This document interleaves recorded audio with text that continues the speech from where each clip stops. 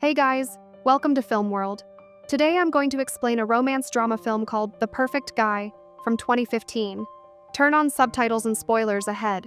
The story begins with Leah preparing for work while her boyfriend Dave stays in bed, playfully urging her to return. Leah, however, is running late and reminds Dave about a party they're attending that evening. At a coffee shop, Leah orders an iced coffee and catches the eye of a handsome stranger further down the counter. They exchange smiles, and as fate would have it, they both reach for the same cup. The stranger lets her have it, leaving Leah flustered as she walks away. Later that night, at a wedding anniversary party for friends, Leah notices Dave's friendly interaction with their host's son. Back home, she brings up the topic of marriage and kids, a conversation they've had before. Dave dismisses the idea, reminding her of their agreement not to discuss it until they're both ready. Frustrated, Leah asks him to leave, leading to their breakup. Determined to move on, Leah dives into work. One evening, she meets her friend Karen for dinner, but a last-minute text informs her that Karen can't make it. While waiting at the bar, a man approaches Leah, offering to buy her a drink. She declines, saying she already has one and is waiting for her boyfriend. Undeterred, he continues to pester her. Suddenly, a familiar voice cuts in. It's the man from the coffee shop. He steps in, pretending to be her boyfriend, and gets the persistent guy to leave. Leah learns his name is Carter Duncan, and though she offers to buy him a drink as thanks, Carter politely declines, saying he's with coworkers. Their paths cross again, and this time, sparks truly fly. After a romantic dinner, they share a passionate kiss, and Carter leaves Leah with his business card. The next day, Carter surprises Leah with a call, casually revealing his IT expertise allowed him to find her contact information. Their next outing takes them to a lively reggae club where their chemistry ignites, leading to a steamy encounter. That night, Leah forgets her keys and retrieves a spare from a hidden spot in her yard. Her nosy neighbor, Mrs. McCarthy, Tess Harper, appears, prompting Leah to introduce Carter as her boyfriend. As their relationship deepens, Leah invites Carter to spend a weekend with her family in San Francisco. There, he charms her parents, bonding with her father, Roger Vaughn, over a baseball game. Leah's mother insists they sleep in separate rooms, and when Leah tries to sneak into Carter's room, he gently sends her back, respecting her parents' wishes. This thoughtful gesture only strengthens Leah's feelings for him. After a romantic getaway in San Francisco, Carter confesses his love to Leah. However, things take a dark turn when they stop at a gas station. A casual compliment from a stranger about Carter's Dodge Charger spirals out of control. Mistaking the man's friendly remark as flirting, Carter violently attacks him while Leah screams for him to stop. The station owner intervenes with a gun, forcing them to leave and warning he's called the police. Despite Carter's apologies, Leah tells him she needs space. Later, over dinner, she ends their relationship, prompting an angry outburst as Carter slams the table in frustration. Carter's behavior escalates. Over the following weeks, he stalks Leah at her job and home, bombarding her with calls even after she changes her phone number. Unbeknownst to her, Carter uses a spare key to enter her house, leaving disturbing signs of his presence, drinking from her wine glass, using her toothbrush, and stealing her cat. Fearing for her safety, Leah seeks help from Detective Hansen, who advises her to document every interaction to strengthen her case for a restraining order. Hansen becomes suspicious of Carter and orders a background check. The tension rises when Leah discovers a red rose and a chilling note on her doorstep. "If I can't have you, no one will." A restraining order is eventually served, resulting in Carter losing his job.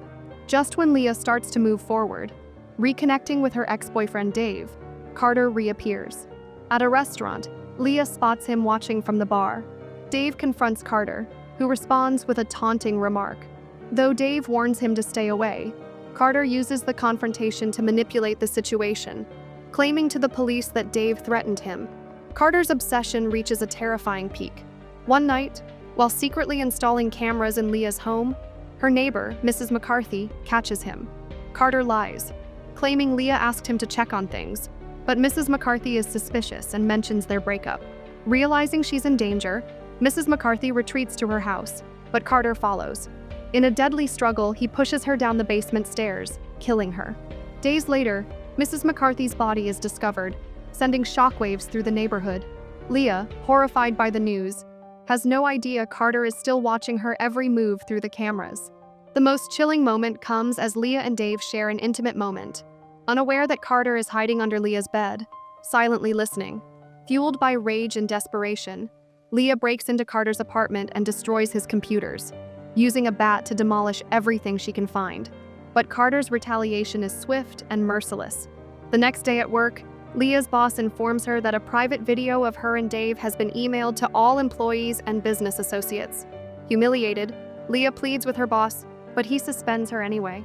That night, in an attempt to rekindle some positivity, Leah gives Dave a birthday gift she purchased before their breakup, a watch engraved with, "I will always love you." Touched, Dave promises never to take it off. The next day, Dave heads to a business meeting in Santa Barbara, unaware that Carter is following him. Seizing the opportunity, Carter sabotages Dave's car by loosening the lug nuts on his tires.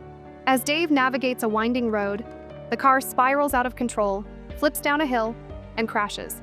Severely injured, Dave is helpless as Carter approaches the wreckage, suffocates him, and takes the engraved watch as a trophy.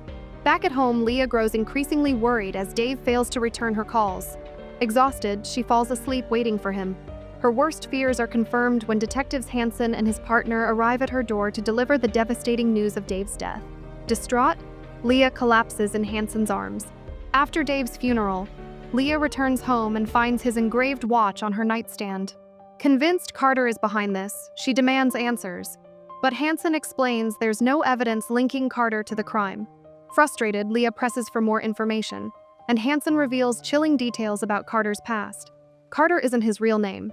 He has a history of stalking, harassment, and violence, using different identities to cover his tracks. He grew up in foster care, bouncing from home to home, and much of what he told Leah was a lie. Hansen's anger boils over, and he warns Carter to tread carefully. As Leah processes the horrifying truth, Hansen shares a story during a coffee break. He recounts a tale of a man who, after repeated robberies, armed himself with a shotgun loaded with warning rounds followed by live shells. When Leah asks why, Hansen ominously replies, "The first two are a warning." Realizing she might have to protect herself, Leah takes matters into her own hands. The scene closes with her purchasing a shotgun, signaling she's ready to confront Carter on her own terms. Leah's resilience shines through as she confronts Carter's manipulative actions head-on. When she spots him with another woman, she boldly approaches, warning the woman about Carter's abusive history and advising her to leave immediately. The woman heeds Leah's advice and walks away, leaving Carter visibly enraged. Determined to protect herself and others, Leah files another restraining order against him and delivers it to his new employer, which results in Carter losing his job once again. Furious, Carter storms out of his workplace, venting his anger by kicking a trash can. Leah follows Carter to his apartment and breaks in using a crowbar. Inside, she uncovers a sinister setup with multiple computer monitors and, to her relief, finds her missing cat. In an act of defiance, Leah spray paints the words on his wall before leaving.